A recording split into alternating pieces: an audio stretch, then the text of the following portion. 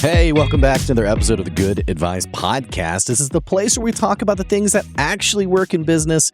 No fluff, no theory, just the stuff that really does work in your brand. Hey, my name is Blake Benz. I'm the host of the show. I appreciate you moseying over to this corner of the podcast internet. All of a sudden, I realize I don't even know what to call the podcast world, I guess. And whether you're a first-time listener or a long-time listener, I appreciate you tuning into the show today. So we're going to talk about hiring today. I've hired quite a few people, especially in the last year. And I want to talk about some things that have been relevant for me. Hopefully it's relevant for you. And something just to make the hiring and management process a little bit simpler. Before we dive in, though, here is a quick ad from one of the businesses who sponsored today's episode. Check this out, and we'll be right back. Hey, have you been thinking about your health insurance plan for this next year? Maybe you just jumped into the world of entrepreneurship and you're thinking, geez, is it possible to have a good insurance plan if I'm no longer working for a business? Maybe you're even running a business and you're thinking about what does it look like to have an affordable group plan for your employees? Well, I want to tell you about Optimum Health Insurance. This is a customized healthcare plan for you and your family, and since 2018, they've been helping people get awesome, affordable healthcare coverage for really nothing at all. It's easy, it's hassle-free, and frankly, they're different from the big insurance companies that you might talk to.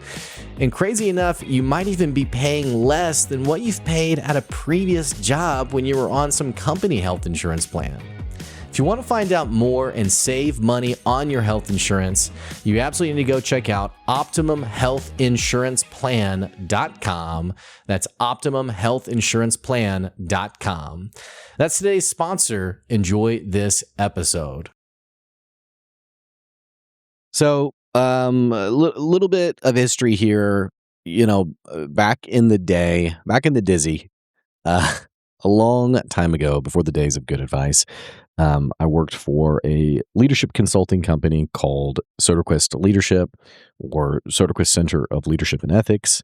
It was over in Siloam Springs, and it had been started by Don Soderquist, who had been, a former executive with Walmart, and Sam Walton. So we explicitly focused on leadership management, things like that. I'd had so much training and development prior to that, just some really great leadership experiences prior to that. Managing somewhat larger teams in the sense of, 40, 50, 60 people. I wasn't unfamiliar with this concept of like leadership and management. In fact, if you go back to some of the older episodes on the podcast, you'll find no shortage of advice on your first hire and managing people well and evaluating people well. And I don't want to necessarily repeat anything from those older episodes. And by the way, the only reason that, it's interesting how I have found that there are like these certain trends and topics that pop up on the podcast over the years. And it's just really a reflection of, in my mind, what's going on at that given time and things that are sort of like prevalent and popular. And, naturally, you're not going to find any old episodes about AI, but you will find, the occasional episode every 4 or 5 episodes about AI, only because it's such a huge part of our business world today. I talk a lot about sales lately. I say lately, really in the last 2 or 3 years, because, I have found that to be one of the central pain points of my customers. So, it's I guess in some ways let's talk about, what's currently pressing in the business world, but also just the things that sort of like kind of naturally cyclically, pop up on my end. And, I bought this marketing company last year. It did come with a couple of team members, and there's a new interesting, I should probably do a podcast episode on this, on like changing culture, engaging with customers who know you, or rather they know your brand from like a previous owner. And, you're trying to institute like new changes and new culture and new processes. And I will say in general that people are pretty apprehensive around change in general.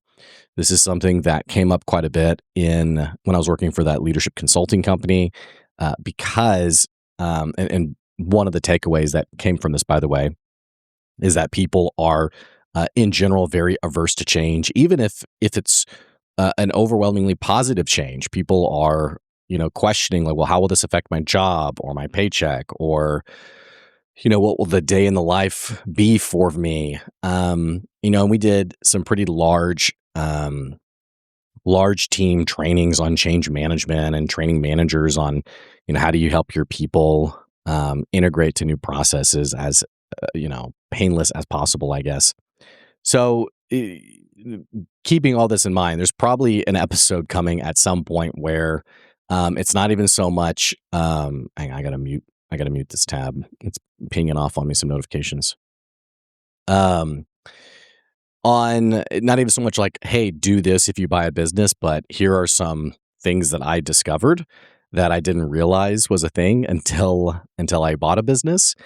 And one of those things of just like dealing with people. I had a customer who I inherited who came over with the business that I purchased, and we were talking. I was talking to this business owner, and we were talking on the phone, and she said, "Well, hey, I'd really like." Excuse me. Excuse me. I've had this cold for about a week and a half, so I'm trying to get over that. She said, "Hey, I'd like to be able to call you just whenever I need something, whether that's related to like marketing or the website or what have you. Is that something that would be okay?" And we were kind of like on an upbeat part of the conversation, and I think maybe she anticipated me being like, "Yeah, of course, I'd love to, you know, um, help any way I can, and call me anytime, and yada yada." Well, what actually happened was there was a significant shift in the conversation's momentum because she asked that. She said, "Hey, well, is it okay if I'd like to be able to call you anytime I need something. Is that something that's okay?" And I said, "Oh, well, actually, no, unfortunately not. This is my phone number. This is my work phone number. I hadn't given my personal cell. And I said, unfortunately, I'm unable to be on call for you at any point of the day. And as you can imagine, just running a business, trying to make sure that I'm adequately, giving the appropriate time and protecting that time for a customer such as yourself. I'm just not able to be fully accessible all the time at any moment for any need." And she was kind of quiet and was like, "Oh, okay. Well, I was really kind of hoping and she said something to the effect of like, from like a customer service point of view, like I was kind of really hoping like maybe I could expect, just the same great customer service and that as the previous owner." And I just said, "Yeah, I'm sorry. Yeah, no, unfortunately not." Then I got an email from that customer like around midnight that was like, "Hey, I'm ending my business with you. I'm going to go another route." And I said, "Okay, thanks for letting me know." So, I don't really know what the takeaway is from it. It's just, funny conversations and things I didn't really anticipate. And I think we'd all agree that that person moving on is probably for the best, because the expectations do not match the reality of like what I'm able to provide. But, again, I don't know really what the lesson is there other than just there have been transitions and changes and things that have happened in my business that I think certainly make for an interesting podcast episode. So whenever that happens, I'll put that together. I do want to talk about hiring and management today, though. That is because, as sort of my priorities have shifted, I'm not able to do as much of the work myself as I've been able to. A lot of my time is still spent from like a consulting point of view of like working directly with business owners and talking about their business and, navigating some of the problems that they're facing. And so some of the more granular work, especially from like the marketing point of view, I need really great team members to make that happen. And I'm very fortunate to have great team members and really great people. But I would be lying if I was to say that every team member has been an all-star, incredible, amazing person.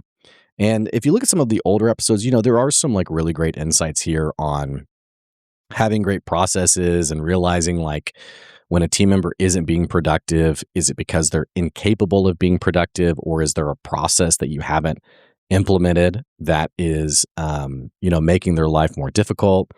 I had a videographer who I had hired a few years ago, probably about 4 or 5 years ago, and we're doing like podcast content together, and she was helping produce some podcast content and some social media stuff. And, ultimately at the end of the day, in seeing what the problem was, it was like, okay, we need a stronger process here. You're struggling because the process isn't good. So I think that is a something to consider, is like when team members aren't doing well, do you have an effective process in place for them? And if not, create that process, obviously.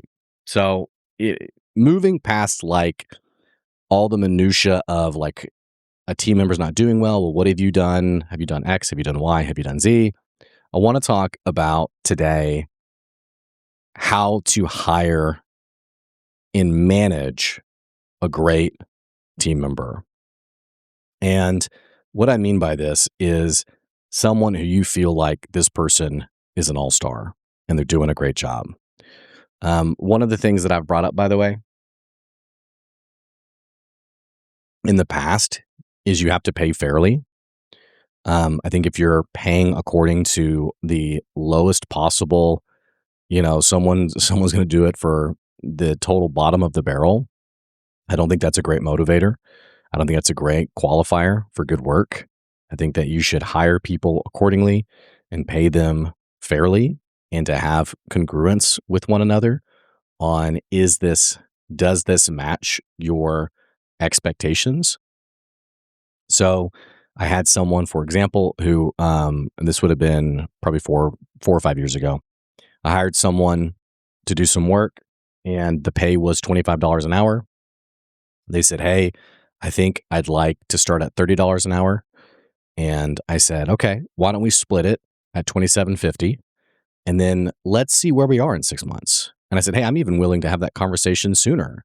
If we want to have it 30 days or 60 days later, let's touch base and let's see, is this going well? Is this working well? And if it is, I mean, yeah, what's 250 an hour?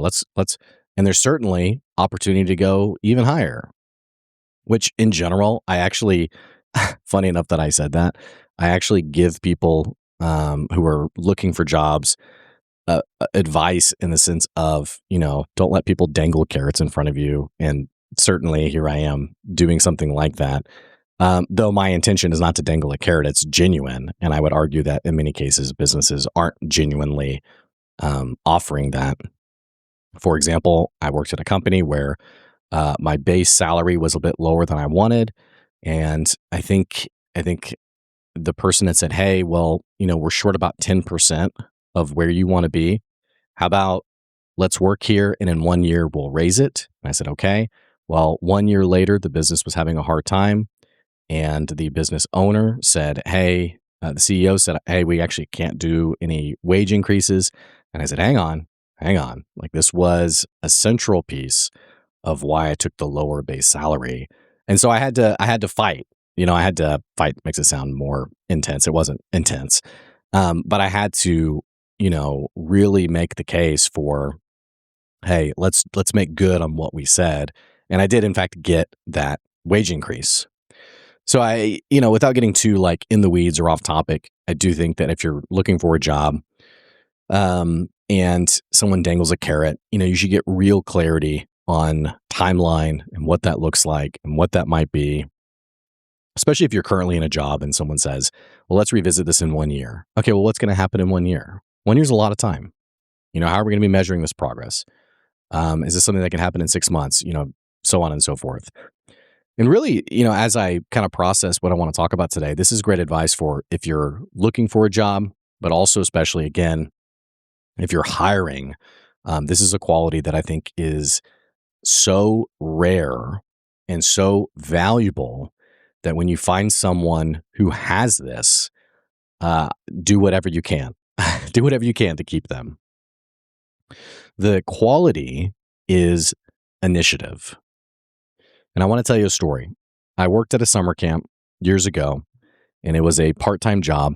And my job was effectively take out the trash, sweep the floors, clean the toilets, all like the basic uh, maintenance oriented type of things. And I think I was in high school, or maybe I was like about to graduate high school. I can't remember.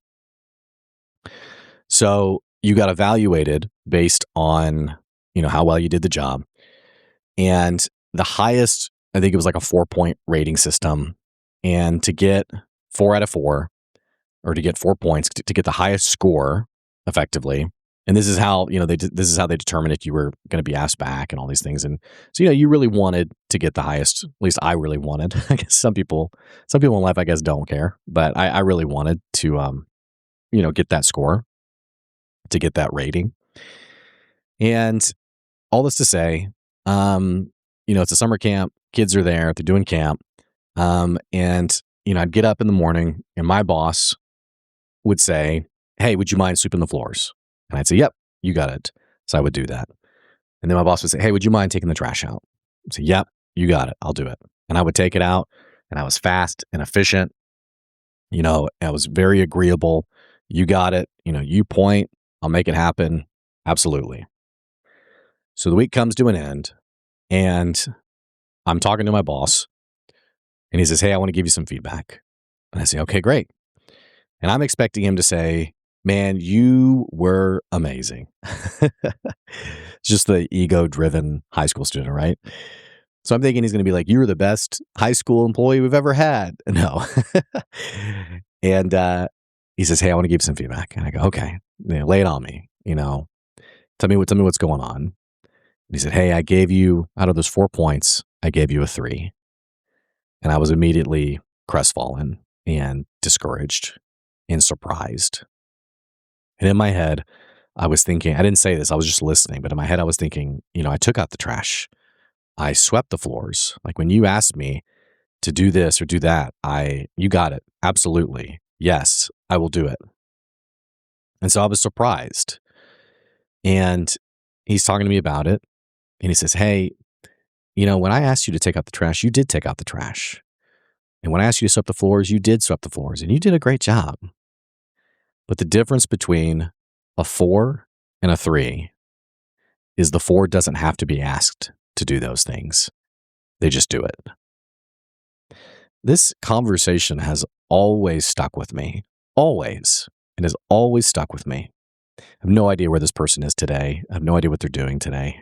But it's always stuck with me. And this person is right. I saw this described on social media as a similar situation where a boss was talking about an employee whose job was to take out the trash. And what the boss effectively said was, "If I have to tell you the trash can is full, one of us isn't doing our job." And that reminded me of this story. It reminded me of this interaction I had. So I want to talk about this word initiative today. A great employee, a truly great employee, takes initiative. I think in other conversations, I've called this having an owner's mindset. I don't fully like that expression so much anymore. I don't necessarily dislike it. I don't fully like it. I don't fully like it as much today, only because, telling my team members, "Hey, have an owner's mindset. Treat it like you own the business." I don't know. I've always felt like this friction of like, but I don't own the business. I'm an hourly, I'm just some random hourly person. I mean, they're not random, but I never wanted someone to like be given a burden of responsibility that does not match their pay grade. But if you are working somewhere, I will say, by the way, if you are working somewhere, if you're not hiring, but you work somewhere, if you have an owner's mentality, I promise you, you will go far. But this thing of initiative is seeing the need and moving towards a solution without being asked to. And in the case of my boss at the summer camp, this was exactly correct. The employee who takes initiative, who knows that their job is to take out the trash and sweep the floors, You know it's your job. Every day you wake up, this is not a surprise. You are not going to be blown away when your boss says, hey, here's a wild idea. Do you want to sweep the floors? Oh my gosh, wow. This is my first time. No, like you've been trained and hired specifically to take out the trash and sweep the floors. So since it is not a surprise and it is part of your work responsibilities, the person who's going to get ahead and get promoted and stand out is the person who's going to take initiative every time. Every time. And wildly, it is something like initiative that gets someone promoted over someone who is more competent and even skilled. You could have someone who has swept floors for 5 years and they get it done in 30 seconds and they do a great job. I promise you, the boss is going to promote the person who does it in 60 seconds, but does it every day on their own without having to be asked about it, without the boss having to worry about it, versus the person who's, sitting on their rear, resting on their laurels, and has to be asked every day, hey, can you do this? I find myself sometimes frustrated with team members. Frustrated, maybe that's too harsh of a word, but I do find myself surprised at team members where we have a very clear process. They have a very clear set of responsibilities, and they have to be told to do those responsibilities versus the person who just gets it done and they make it happen. I'll give you a good example of this.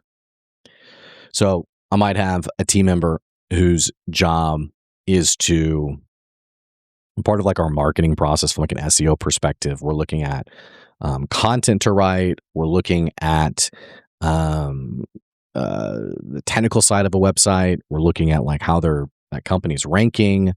We're looking at some of like the associated pages.